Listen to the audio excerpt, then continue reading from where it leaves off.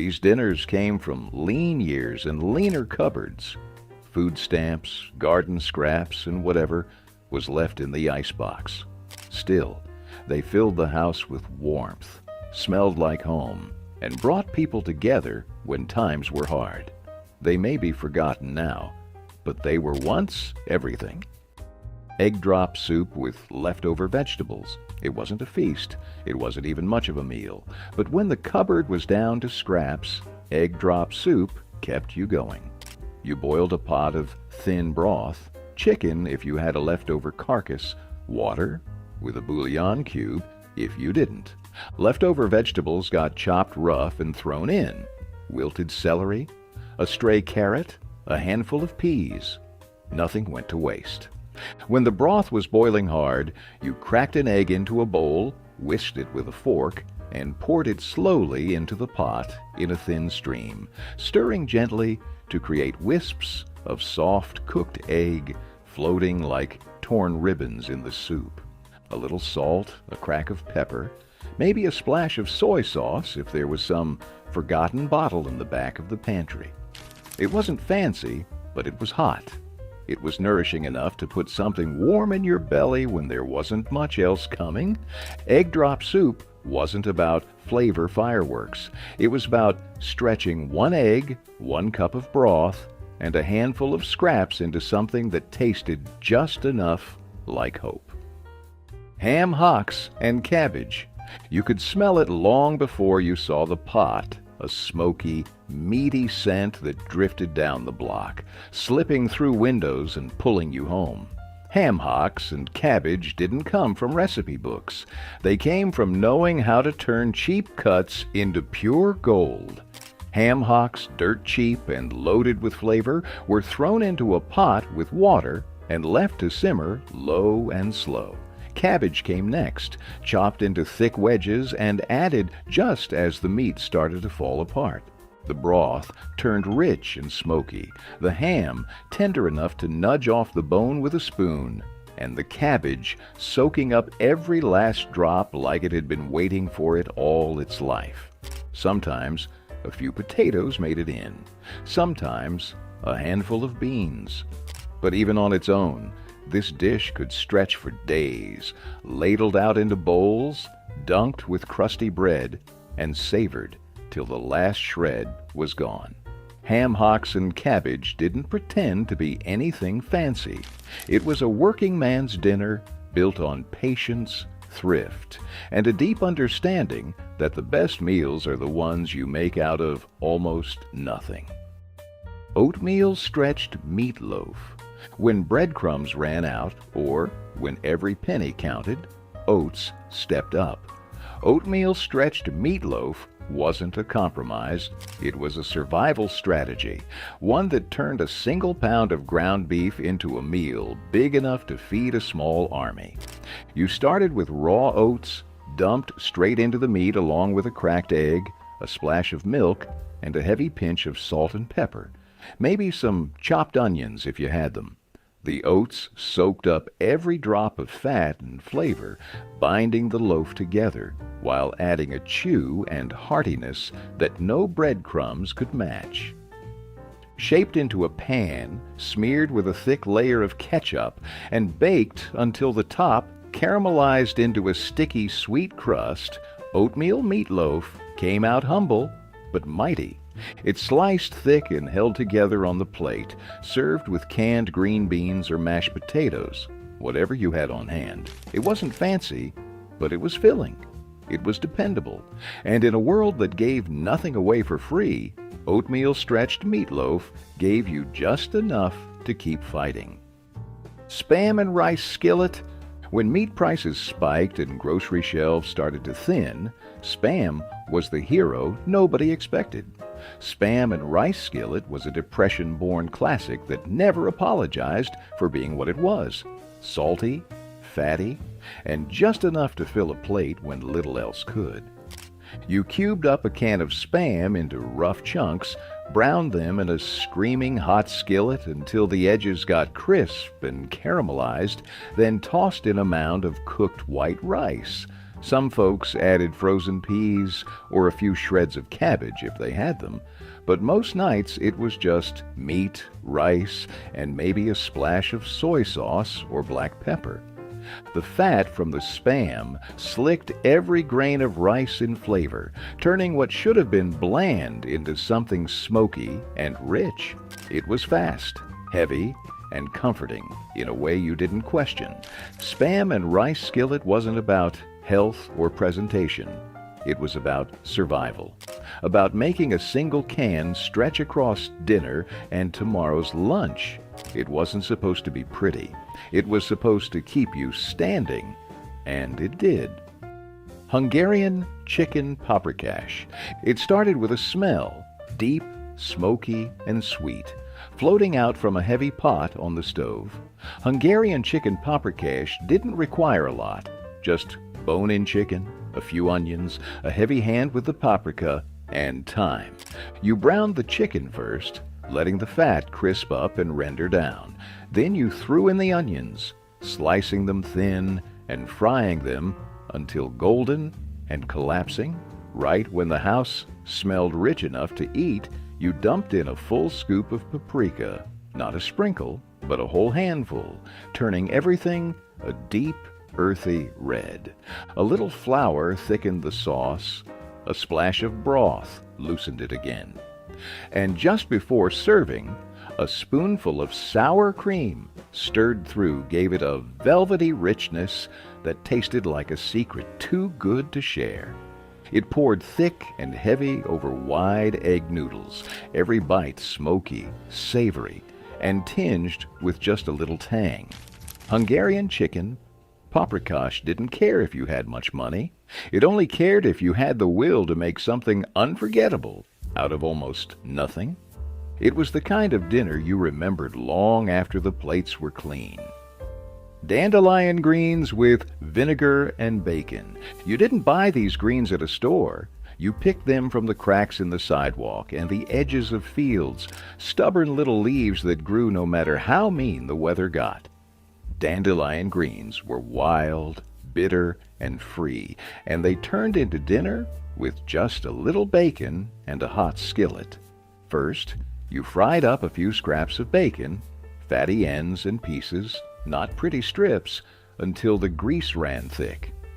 Then, the cleaned dandelion greens went in, wilting fast, the bitterness taming just enough in the smoky, salty fat.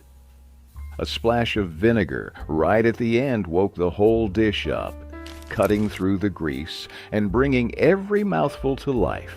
It was sharp, savory, and honest, the kind of plate that snapped your senses awake and reminded you what survival really tasted like. Dandelion greens with vinegar and bacon wasn't about getting by. It was about fighting back, about taking what the world threw away and making it better than it had any right to be. Pickled pig's feet with boiled potatoes.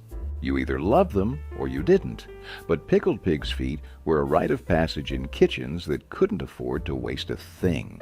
It started with a clear glass jar packed tight with pig's feet soaked in vinegar, garlic, and a handful of rough spices. They sat there for days, sometimes weeks, until the meat turned soft, tangy, and gelatinous. Once pulled out, the feet weren't dressed up. They were slapped onto a plate beside a scoop of plain boiled potatoes, steaming and humble. You didn't eat pickled pig's feet because you wanted fine dining.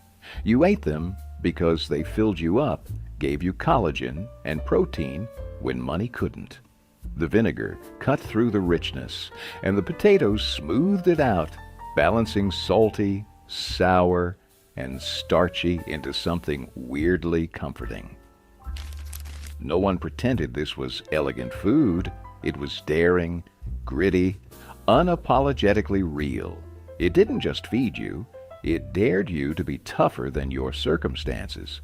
In homes where pride meant nothing if your stomach was empty, pickled pig's feet were a badge of honor. Macaroni and tomatoes with bacon grease. It was quick, dirty, and tasted like home. Macaroni and tomatoes with bacon grease was the kind of meal you made when payday was still too far away and the fridge was starting to echo. You boiled elbow macaroni just until tender, drained it, and then threw it straight into a hot skillet slicked with leftover bacon grease, if you had any. No bacon? No problem. The grease alone carried the smoky, savory flavor, like a secret ingredient passed down in whispers. A can of tomatoes, juice and all, got dumped in next, simmering until the macaroni soaked up every drop. A little salt, a lot of black pepper, maybe a pinch of sugar to cut the acid if you were feeling generous. There were no sides, no fancy toppings, no garnish, just a deep bowl of smoky, tangy pasta that filled you up and didn't ask for much in return. It wasn't glamorous, it wasn't even particularly pretty, but it was fast, it was cheap, and it made sure there was something hot on the table at the end of a long, empty day. And sometimes that was more than enough. Rice and tomato gravy. When the cupboards were almost bare, but you still needed something hot and filling, rice and tomato gravy was the answer. It started simple. White rice, boiled soft and piled high in big battered bowls. The gravy came next. Cheap canned tomatoes, juice and all, simmered with a little water, a spoonful of bacon grease if you had it, and a heavy hand of salt and pepper. Sometimes there was a pinch of sugar to take the edge off the acid. Sometimes just a prayer. You ladled the tomato gravy straight over the mound of steaming rice, letting the bright red sauce soak into every grain. It wasn't fancy. It wasn't even pretty. But it was hot, it was heavy, and it stayed with you. Rice and tomato gravy didn't try to pretend. It was about using what you had and stretching it until it gave up everything it could. In kitchens, where a can of tomatoes and a handful of rice could mean the difference between dinner and going without, this was the kind of meal that made sure nobody left the table empty. Cornbread stuffed peppers. No meat. You didn't need ground beef to make a pepper worth eating. When meat was too expensive or too scarce, cornbread did the heavy lifting. Cornbread stuffed peppers were a poor man's way of making dinner look like a Sunday feast, even when the pantry was nearly empty. You mixed up a simple cornbread batter, cornmeal, water, maybe a little milk or bacon grease if you had it.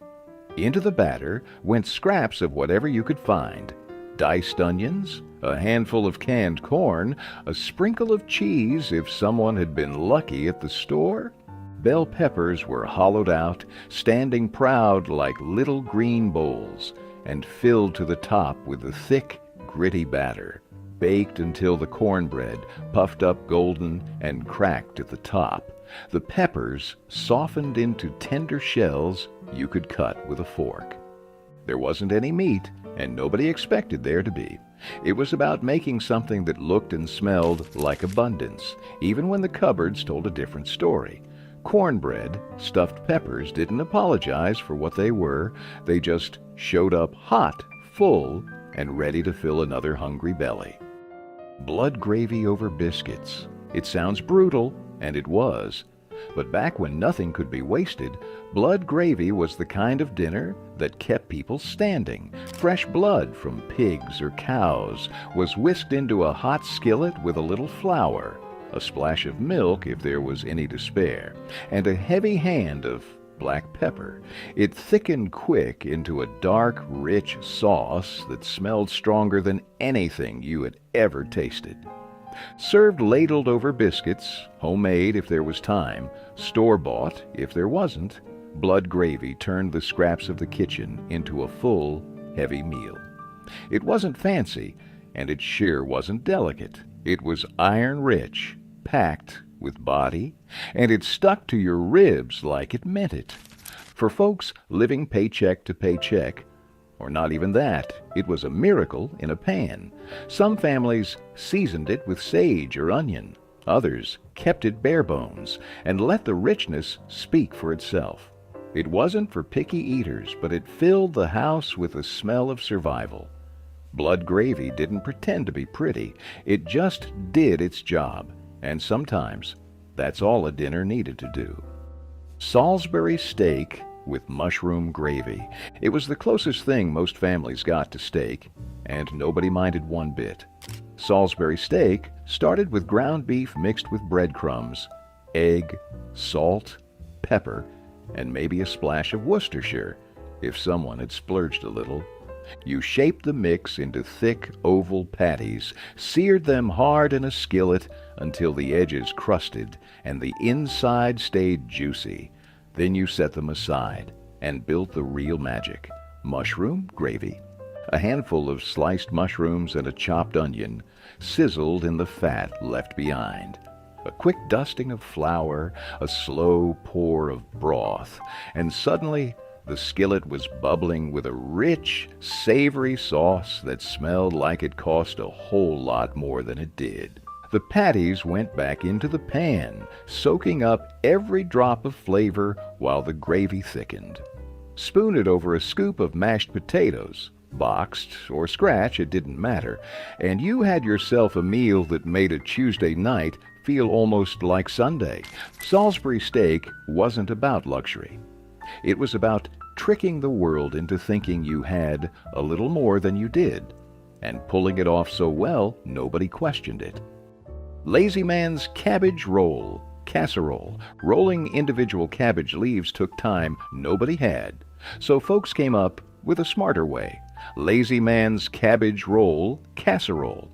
It had all the same smoky, sweet, hearty flavors of the old country dish, without any of the fiddly work. You browned ground beef in a big skillet with chopped onions and garlic, maybe a sprinkle of salt and pepper if you had it. Then you stirred in cooked rice and layers of chopped cabbage, pouring a good amount of tomato sauce over everything until it looked more like a mess than a meal. But in the oven, it transformed. The tomato sauce soaked into the rice, the beef melted into the cabbage, and the whole dish baked into a bubbling, fork-tender reminder that sometimes shortcuts are just plain smart. It came out steamy and hearty, smelling like Sunday dinner even when it was slapped together on a Wednesday night. Some folks added a splash of vinegar for tang, or a dollop of sour cream on top if payday had been good. Lazy Man's cabbage roll casserole wasn't about cutting corners. It was about keeping dinner alive without losing your mind. Creamed tuna on egg noodles. It wasn't pretty, but it was the kind of meal that got you through the lean weeks. Creamed tuna on egg noodles started with a simple roux. Melted butter in a pan, a spoonful of flour whisked in, and a slow pour of milk until the whole thing thickened into a glossy white sauce. Then came the tuna, canned, flaky, briny, stirred right in with a heavy shake of salt and black pepper. Some folks tossed in a handful of frozen peas for color and sweetness. Others just let the noodles do the heavy lifting. Wide, soft egg noodles boiled until tender were folded straight into the sauce, coating every strand in creamy comfort. It wasn't fancy. It didn't try to be. It was depression-proof, pantry-born cooking, made to stretch $1 without tasting like desperation. Kids liked it because it was mild and easy to chew. Grown-ups liked it because it filled the table and the stomach at the same time. When the fridge was bare but the pantry still had a few cans hiding in the back, creamed tuna on egg noodles was the ace up every working family's sleeve. Breaded veal cutlets with instant mashed potatoes. For a few minutes, you could almost pretend it was payday. Breaded veal cutlets were thin, quick, and just fancy enough to feel like you were celebrating something, even if you weren't. Thin slices of veal, pounded even flatter with the bottom of a jar or a rolling pin, were dipped in flour, then egg, then a heavy coat of breadcrumbs. They hit the skillet and sizzled immediately, the breading locking in the tiny bit of moisture the cutlet had left. In a few minutes, They crisped up golden and hot, with a crunch that sounded like breaking into something better than you could afford. Beside them, a scoop of instant mashed potatoes, stirred together with butter and hot water until they faked their way onto the plate like the real thing. A ladle of brown gravy if you had it, just a pat of butter if you didn't. The whole meal came together in 20 minutes flat, with just enough pomp to make a Tuesday night feel a little less desperate. Breaded veal cutlets weren't about luxury, they were about hope, fried golden, and served hot. Ground beef and corn casserole. It wasn't pretty, but it was the kind of meal that filled a kitchen with the smell of something good, something solid. You browned a pound of ground beef in a big skillet, no draining, no measuring, just enough to get the fat sizzling. Then you tossed in a can of corn, a scoop of tomato paste or whatever sauce you had lying around, and a few shakes of chili powder for good measure. The whole mess got dumped into a battered baking dish. Then came the topping, crushed saltines, cornbread batter, or even a quick pancake mix if that's all you had. It baked into a golden, crackly blanket that hid the rich, smoky beef underneath. This wasn't some polished casserole with a dozen fancy ingredients. It was sweet, salty, filling, and cheap enough to feed a family on nickels. If there were leftovers, they only got better overnight, soaking up all the flavors into something even heavier. Ground beef and corn casserole didn't try to impress anybody. It just got the job done, fast and without apology, at the end of a day when nobody had anything left to give but hunger. Hot dog and potato hash. It wasn't glamorous, but when the fridge was bare and payday was a week away, hot dog and potato hash was the answer. You took whatever hot dogs you could scrounge up, cheap, rubbery, bright red if you were unlucky, and chopped them into coins. Potatoes were diced rough, skins on, and fried hard in a hot skillet until the edges turned crisp and golden. Onions were tossed in if you had them, sizzling down into sweet browned bits between the potatoes. Then came the hot dogs, tossed into the pan and fried until they split and curled at the edges.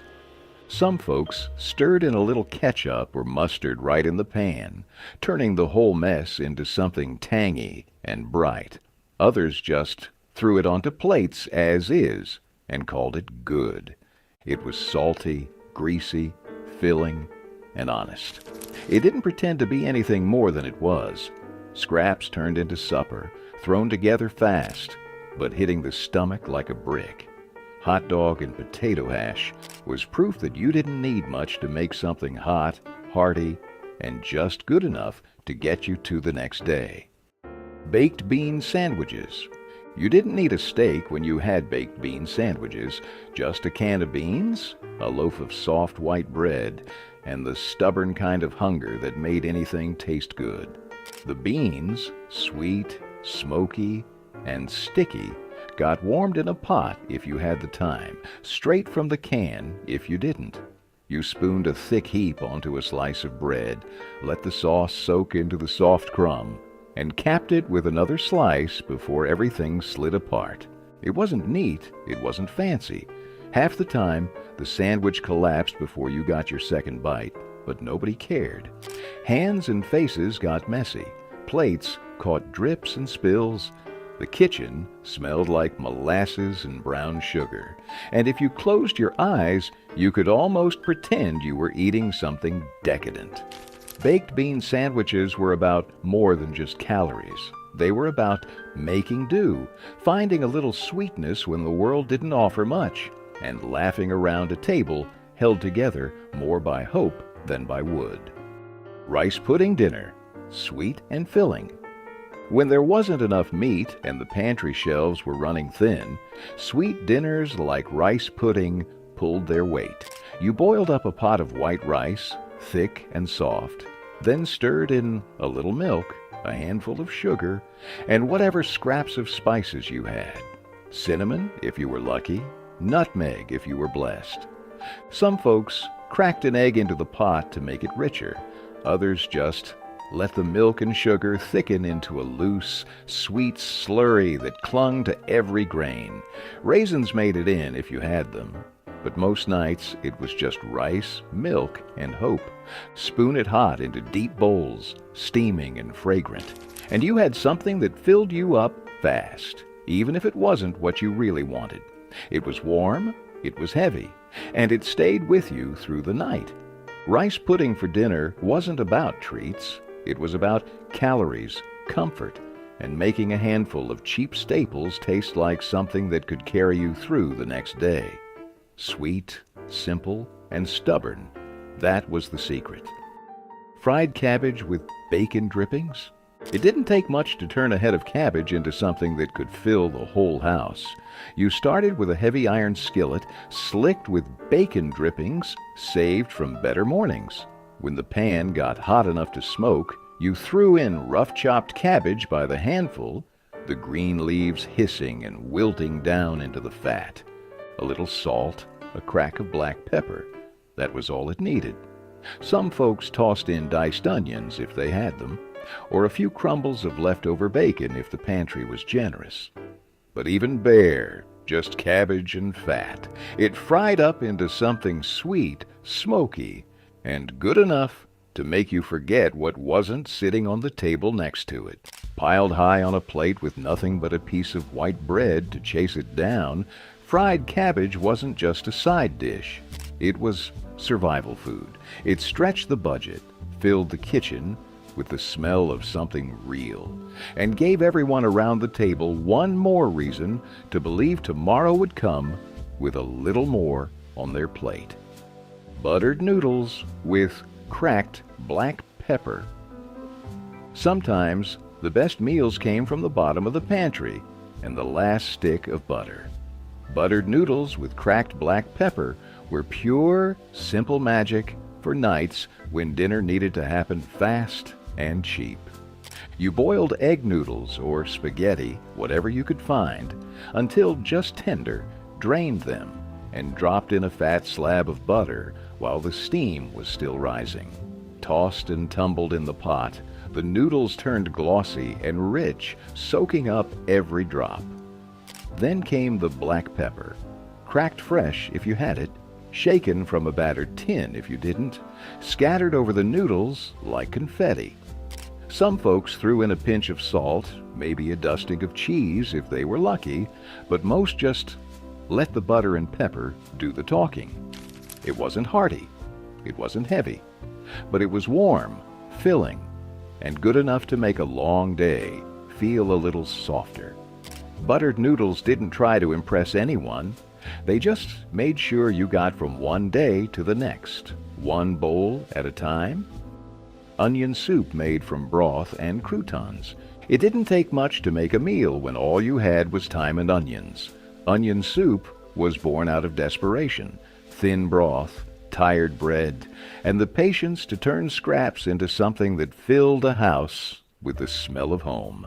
You sliced onions thin and fried them slow, caramelizing them until they turned sweet and golden in whatever fat you could scrape up. Then came the broth, maybe real, maybe just salted water with a pinch of something smoky, poured over the onions and left to simmer until it smelled like something better than it was.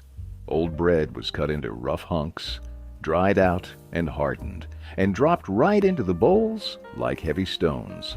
The hot onion broth poured over the top, softening the bread, filling every crack with warmth and salt. It wasn't the kind of soup you wrote recipes for. It was the kind of soup you made when the weather turned mean and there wasn't anything left but grit and hope. Onion soup didn't save the day, but it made surviving it just a little easier. Cabbage and noodles, haluski. It smelled like home before you even stepped through the door. Sweet onions frying low and slow in a big pool of bacon grease or butter. Cabbage chopped rough and tossed into the skillet until it wilted down to half its size.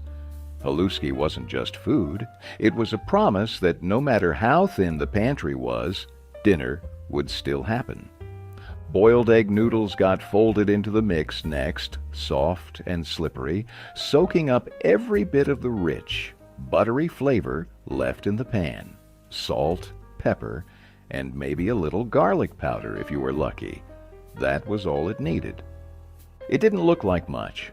A big steaming heap of pale noodles and wilted cabbage, glistening and heavy. But it filled you up, kept you moving, and made sure no one left the table hungry. Haluski was the food of steel towns and coal camps, immigrant kitchens and farmhouse tables, where stretching a head of cabbage and a bag of noodles into a meal was just another part of surviving the week. It wasn't about impressing anyone. It was about keeping everyone standing. Milk toast, bread, milk, butter. It doesn't get humbler than this. Milk toast was the meal of last resort, the thing you made when the cupboards were bare and the day had been too long for anything fancier.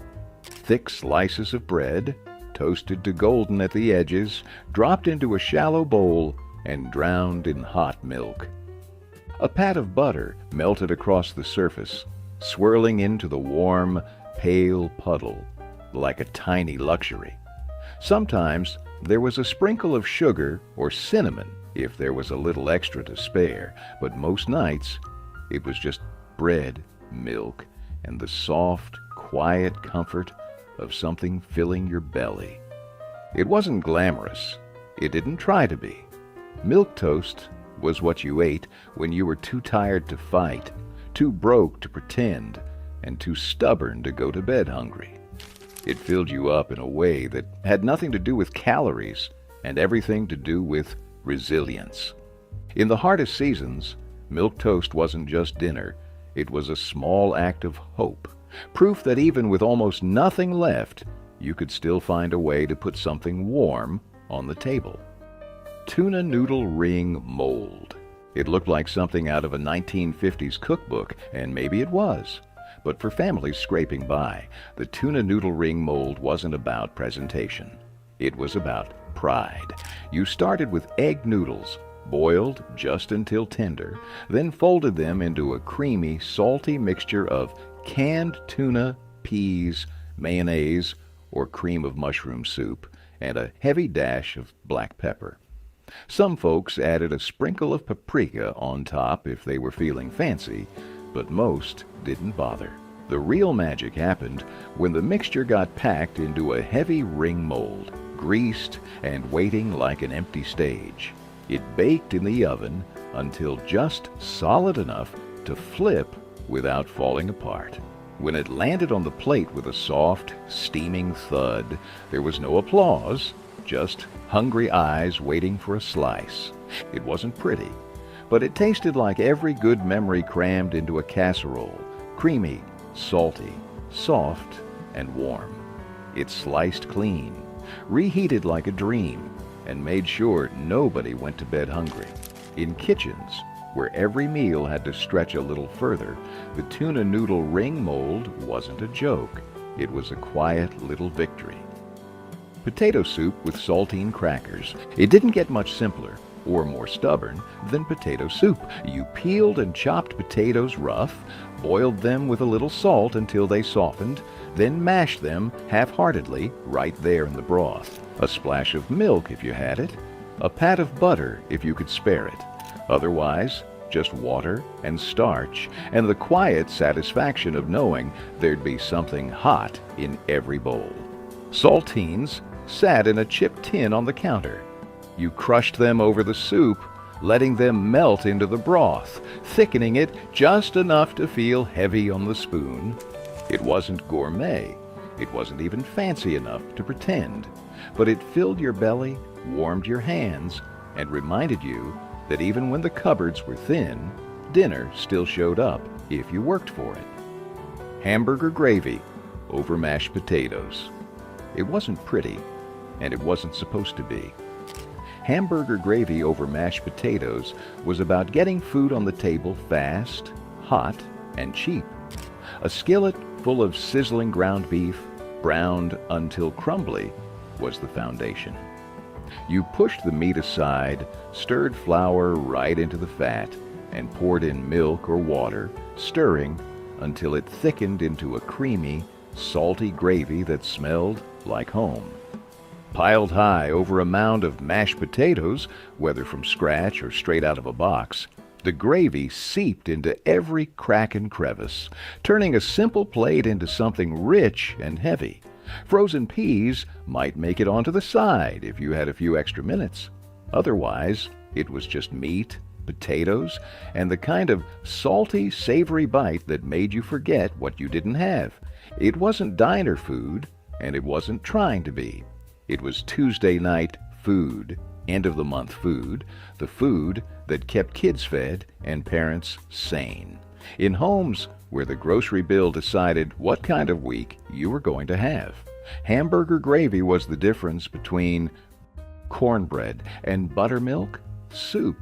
When the cupboard was bare and there wasn't even a pot to boil, cornbread and buttermilk soup came to the rescue. It wasn't really a soup, not in the way you'd think. It was a rough, gritty answer to hunger, built on scraps and handed down like a secret handshake between the hard luck and the hungry. You crumbled leftover cornbread into a chipped bowl, poured cold buttermilk over it until the crumbs floated and softened, and stirred until it looked like something halfway between porridge and stew. Some folks added a pinch of salt, others a sprinkle of black pepper, but most just ate it plain, spoon by spoon, heavy in the mouth and cold against the heat of long summer nights. It wasn't pretty, it wasn't elegant, but it filled your gut without emptying your pockets. And sometimes that was more important than anything else. In the lean years, cornbread and buttermilk soup wasn't a fallback. It was a lifeline built out of nothing but grit and the stubborn refusal to go hungry. Cold meatloaf sandwiches. The second day was always the best. Cold meatloaf sandwiches weren't an afterthought. They were the whole reason you made a double-sized loaf in the first place. Yesterday's meatloaf pulled cold from the fridge, sliced thick enough to hold together without crumbling, slapped between two slices of soft white bread. A heavy squirt of yellow mustard cut through the richness, sharp and bright against the dense, seasoned meat. Some folks swore by adding a pickle spear or a slice of raw onion. Others kept it simple, just bread, meat, and a memory of last night's dinner. No heating, no pan, no fuss. Just grab it, wrap it in wax paper if you were fancy, and head out the door. It was the lunch of factory workers, mechanics, and anyone who didn't have time to waste standing over a stove. The fat in the loaf firmed up overnight. The seasoning settled deeper. And somehow the sandwich always tasted even better than the hot meal ever did. Cold meatloaf sandwiches were proof that sometimes the leftovers were the real prize, and that the best meals didn't always come out of a hot oven. Fried rice with scraps of whatever.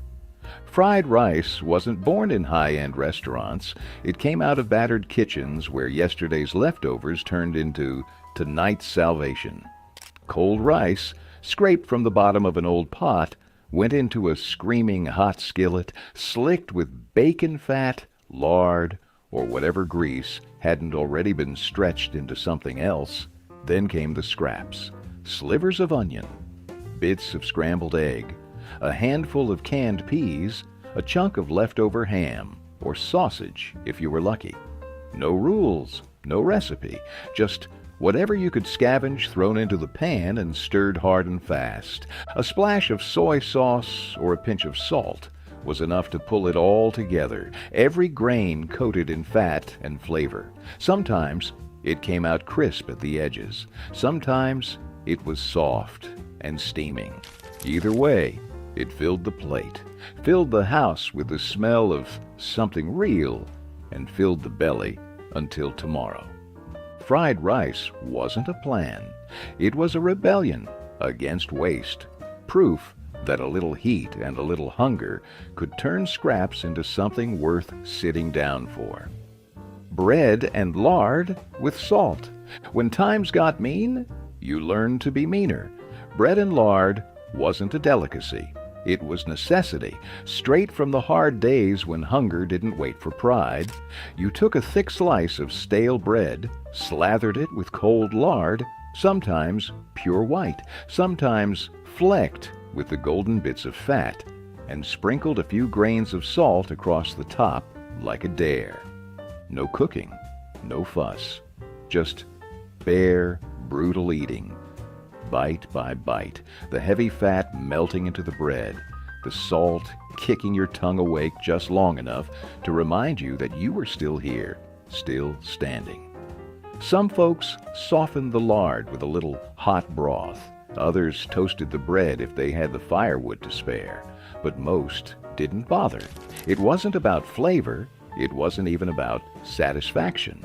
It was about putting something, anything, into your stomach so you could face another day.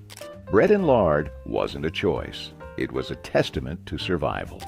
A stubborn meal from people too tough to quit when the world gave them nothing but crumbs. Pinto beans and cornbread. You didn't need a recipe to make it. You just needed a pot, a bag of dry pinto beans, and the patience to let them cook slow and steady. Pinto beans weren't fancy, but they had something better: body, flavor, and the kind of stick-to-your-bones heartiness that kept you standing through long days. The beans simmered for hours, with nothing more than a hunk of salt pork or a ham bone, if you were lucky. If not, just salt and water and the slow magic of heat. Toward the end, some folks threw in a chopped onion or a sprinkle of black pepper, but the beans didn't need much dressing up. The real partner came out of the oven: hot cornbread, crumbly and golden, sometimes sweet, sometimes plain, depending on what your mama taught you. You tore off a chunk, piled beans high on top, and ate until the plate was clean. Pinto beans and cornbread wasn't just dinner. It was tradition, grit, and survival, all rolled into one bowl. It didn't make a fuss. It just made sure you were ready for tomorrow. Bubble and squeak, fried leftover potatoes and vegetables. Nothing about it sounded elegant, and that was exactly the point. Bubble and squeak was the kind of dinner built from what nobody else wanted: leftover potatoes, limp cabbage, forgotten carrots, tossed together in a hot skillet with a little fat, bacon grease if you were lucky, lard if you weren't. They fried until the edges crisped and the middle stayed soft. The name came from the sound it made as it cooked, the bubbling of the fat, the squeak of cabbage pressing against the pan. You didn't need measurements or a recipe. You just needed scraps and a good ear. Some folks added a handful of chopped onions or a slice of leftover meat, but most nights it was just starch and stubbornness fried into something hot and heavy. It wasn't glamorous, and it wasn't meant to be. It was food that made the most of nothing. Food that filled the house with the smell of frying potatoes and gave tired families something to sit down to. In a time when leftovers weren't just common, they were expected, Bubble and Squeak made sure no bite was wasted and no stomach went empty. Canned tamale pie with cornbread crust. It didn't come from a fancy recipe card. It came straight from the pantry, thrown together from whatever cans hadn't been opened yet. Canned tamale pie was the kind of working man's dinner that smelled like it took all day to make, but came together in under an hour. You browned a pound of ground beef, stirred in a can of corn, a can of tomatoes or tomato sauce, and maybe a can of beans if you had one. A heavy shake of chili powder or cumin turned it from scraps into something that smelled like Sunday supper. The real magic was the cornbread. Mixed from a box and poured right on top, it baked into a golden, fluffy blanket, while the beefy filling bubbled up around the edges. When it came out of the oven, you didn't wait long, just grabbed a big spoon and dug straight in. Every bite was rich, smoky, and sweet from the corn, packed with enough meat and starch to keep you full till tomorrow. It wasn't about presentation. It was about filling plates without emptying wallets. Canned tamale pie proved you didn't need much to eat like a king, just a can opener and a little imagination. Mashed potato pancakes. It started with the leftovers, the lumpy, cold mashed potatoes nobody wanted to reheat. You mixed in a little flour, maybe an egg if you could spare one, and shaped the stiff, sticky dough into rough patties with flour-caked hands. Into a hot, greased skillet they went, sizzling and sputtering as the outsides crisped to a deep golden brown, while the insides stayed soft, almost creamy. You didn't need anything else. Maybe a little salt and pepper on top, maybe a scrap of sour cream if there was a lonely tub in the icebox. Most days it was just the pancakes themselves, stacked high on a chipped plate, steaming, salty, and ready to fill the hollow spot left by a long, hard day. Mashed potato pancakes were proof that a second-hand meal could still taste better than anything new. They were born from necessity, from stubbornness, from the refusal to waste even a spoonful of yesterday's dinner.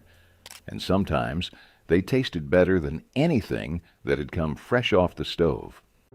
Braised rabbit with root vegetables.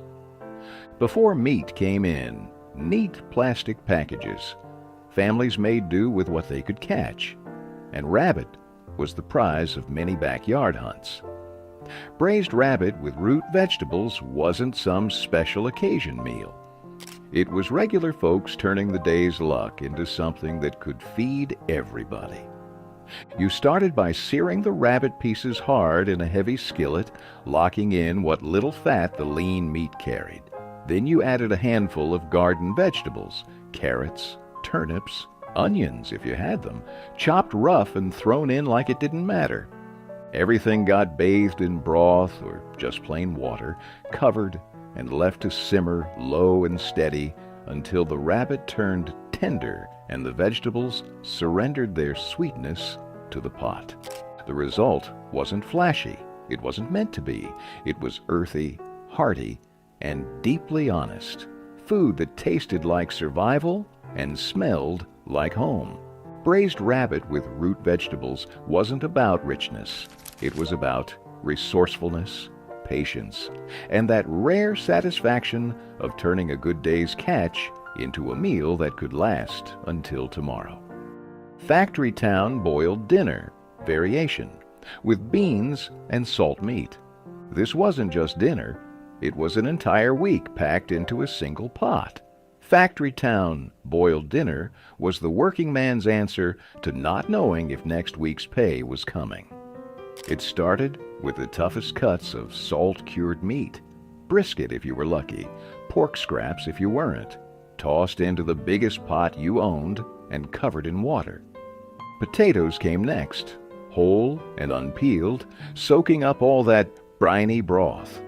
Then came the beans, tossed in dry if you had time, canned if you didn't. Carrots, onions, and thick wedges of cabbage layered on top until the pot looked like it could barely hold it all. It simmered for hours, the smell filling every crack in the house. A sharp, peppery steam that meant dinner was almost ready, even if you had to ladle it out one careful scoop at a time. Some families slathered the salt meat with mustard. Others just let the broth do the talking. Boiled dinner wasn't about flavor fireworks.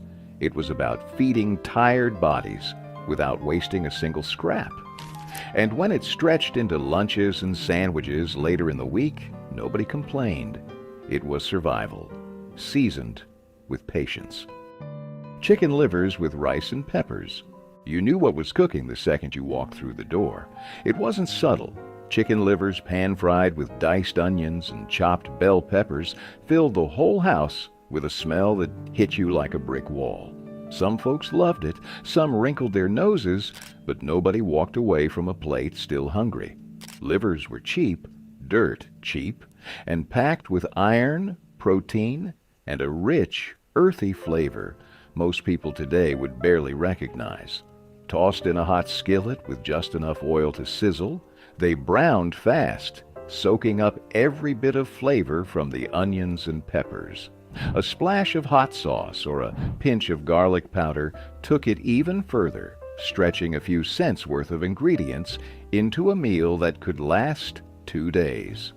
Rice was the great stretcher, piling high on the plate under a ladle of that sizzling liver and pepper mix. It filled your belly and left enough for a quick scoop into a lunch pail the next morning. In kitchens where every dollar mattered, chicken livers weren't a punishment. They were a promise that you could still eat well even when money was tight.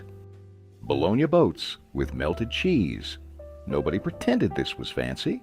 Bologna boats were what you made when the fridge was almost empty. The paycheck was late, and you still had hungry mouths to feed. Thick slices of bologna, laid out on a battered baking sheet, curled up at the edges as the oven heat hit them, forming little bowls just begging to be filled. Into the middle went shredded cheese, whatever was on hand, cheddar, mozzarella, or even broken slices of American cheese. Some folks added a pinch of crushed saltines on top for a little crunch. Others left it simple and greasy. They baked until the bologna crisped at the edges and the cheese bubbled into little golden puddles. Pulling them out of the oven, the smell was pure childhood, a mix of salt, fat, and something that felt almost, but not quite, like indulgence. Served with canned green beans, a spoonful of coleslaw, or just grabbed 3 at a time straight off the pan, bologna boats were comfort food in its purest, scrappiest form.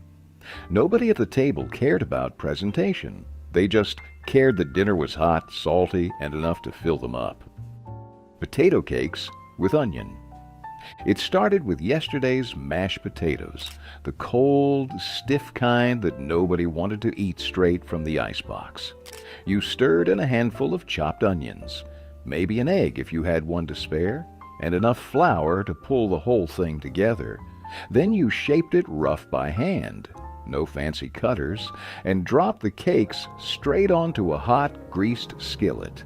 The edges crisped and browned almost before you could flip them, the onions sizzling sweet into the batter and sending up a smell that filled every room. You didn't need toppings. You didn't need sides. Just a fork, or your hands if nobody was looking, and a big plate of hot golden potato cakes. Some folks dusted them with a little salt. Some drizzled them with whatever scrap of gravy might be left over from the night before. Most just ate them straight off the pan, burning their fingers because waiting was worse than the burn. Potato cakes with onion weren't about impressing anybody. They were about not wasting a thing and finding a little crisp, golden joy in the middle of a tough week. Pork neck bones and rice gravy. It wasn't the prettiest cut, but it had heart. And for working families, that was all that mattered. Pork neck bones were cheap, plentiful, and packed with flavor if you knew how to treat them right. First came the browning, tossing the bony pieces into hot oil until the kitchen filled with the smell of fat and meat turning golden. Then you threw in chopped onions, scraping up every dark, sticky bit from the bottom of the pan before drowning it all in water or broth and letting it simmer slow and low. Over hours the meat softened and loosened from the bones, and the liquid thickened into a rich, silky gravy that clung to everything it touched. Poured over a mountain of hot, fluffy rice, that pork neck bone gravy wasn't just dinner, it was a celebration. Some added a side of canned greens, others just a slice of white bread to sop up the extra sauce. Pork neck bones and rice taught you that flavor isn't about price. It's about patience, about pulling every last bit of good out of what you have, and about never letting a scrap go to waste. Rice and red beans. It was slow food by necessity, not design. Red beans and rice started in the morning, with a pot of dry beans soaking up water and hope while the world spun outside the window. Later, you boiled them low and steady, maybe with a scrap of ham bone or a spoonful of bacon grease, until the beans turned creamy and the pot turned heavy with the smell of something rich and right. Meanwhile, a pot of plain white rice sat waiting on the back burner, ready to catch every scoop of the thick, smoky stew. Salt, pepper, and whatever seasoning you could scrap together filled the gaps. Sometimes a little hot sauce for those who needed more fire. Rice and red beans didn't need sides. They didn't need decoration. They just needed a bowl and a spoon and someone who understood that filling your stomach mattered more than fancy presentation. In homes where Sunday stretched into Monday, and there wasn't always enough to go around, red beans and rice made sure there was still something hot and ready on the stove. Boiled dinner, corned beef, cabbage, and potatoes. It didn't look like much, but boiled dinner was the backbone of factory towns and farmhouse kitchens alike. You started with a slab of corned beef, salty, brined, and tough as shoe leather until you showed it patience. Tossed into a big pot of water, it simmered for hours, softening slow while the house filled with a rich, peppery steam. Whole potatoes came next, skins on and scrubbed clean, dropped into the broth like stones. Carrots, thick cut, and cabbage stacked in big leafy layers joined after, soaking up the meaty, salty flavor until every bite tasted like it belonged to a different century. It wasn't delicate, it wasn't fast, but it fed everybody from the youngest kid to the oldest granddad, stretching across meals and into sandwiches and hash the next morning. Some slathered their corned beef in mustard. Others just loaded their plates high and ate until they couldn't move. Boiled dinner wasn't about looking good. It was about surviving another cold night with something warm in your belly and enough left over to hope tomorrow might feel a little easier. Oxtail stew with barley and carrots. It wasn't the kind of meat you bragged about, but in homes that knew how to make something out of nothing, oxtail was king. You started by browning the tough, bony pieces in a heavy pot until the kitchen filled with a deep, savory smell that meant dinner was happening. Onions, garlic, and rough-chopped carrots went in next, picking up all the brown bits left behind. A scoop of barley followed, heavy and reliable, and then enough broth to cover the whole mess. Then you waited. Hours, usually. Long enough for the oxtail to soften into tender, rich ribbons of meat.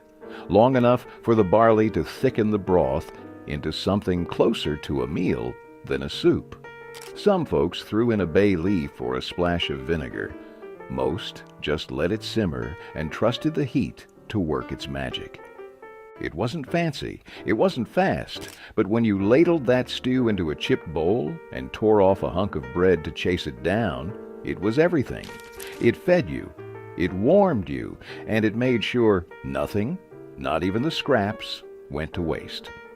Liver and onions with fried potatoes. The smell hit you first, sharp, rich, and heavy, in a way that filled the whole house and clung to your clothes. Liver and onions wasn't for everyone, but for those who grew up with it, it meant one thing. A real meal was coming. Thin slices of beef liver were dredged in flour and seared in a hot skillet until just browned on the outside, but still tender in the middle. Meanwhile, onions fried alongside, turning soft, sweet, and golden as they picked up every bit of flavor left in the pan. Fried potatoes, chunked rough and crisped in the same fat, rounded out the plate, soaking up the juices and giving every bite some weight. Salt and pepper were about the only seasonings you needed. Maybe a splash of vinegar if you were feeling fancy. It wasn't a meal you made for show. It was bold, unapologetic, and packed with enough iron and heft to keep a man working from sunup to sundown. Liver and onions with fried potatoes was proof that sometimes the toughest cuts of meat made the most unforgettable meals. City chicken, mock chicken legs. It looked like a drumstick. It crunched like a drumstick, but there wasn't a lick of chicken in it. In butcher shops where poultry was a luxury and pork was cheap, city chicken, mock chicken legs, was a working man's trick to turn scarcity into something special. Cubes of pork or veal were skewered tightly onto sticks, dipped in beaten egg, rolled in breadcrumbs, and pan-fried or baked until golden and crisp. When they hit the skillet, they sizzled like the real thing. When they came out, steaming and tender under that crispy shell, nobody cared what meat was hiding inside. Some folks finished them off in the oven, wrapped in foil to keep the juices locked in. Others just fried them until the breadcrumbs turned a deep, toasted brown. Kids loved them. Grown-ups depended on them, and everyone knew the truth. It wasn't about what it was. It was about what it tasted like, served alongside mashed potatoes, a scoop of gravy, or just eaten straight off the stick with your fingers. City chicken turned a handful of scraps into something that felt like a feast. Salt pork and beans. It was simple, salty, and good enough to keep a man going through the longest days. Salt pork and beans weren't about impressing anybody. They were about calories, comfort, and using what the world hadn't taken yet.